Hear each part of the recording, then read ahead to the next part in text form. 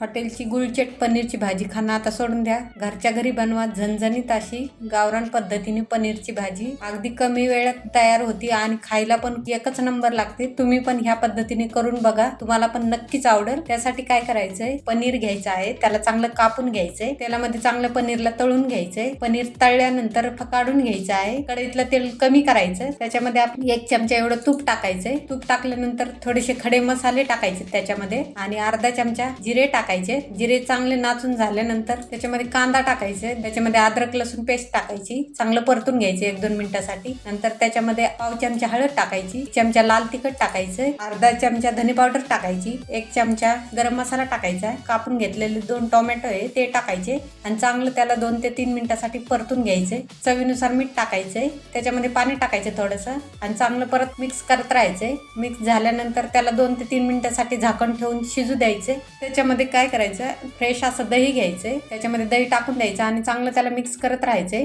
2 ते 3 मिनिटासाठी मिक्स करायचंय. चांगलं मिक्स झाल्यानंतर परत झाकण ठेवून त्याला 2 ते 3 मिनिटासाठी शिजू द्यायचंय आणि त्याच्यामध्ये आवश्यकतेनुसार गरम पाणी टाका.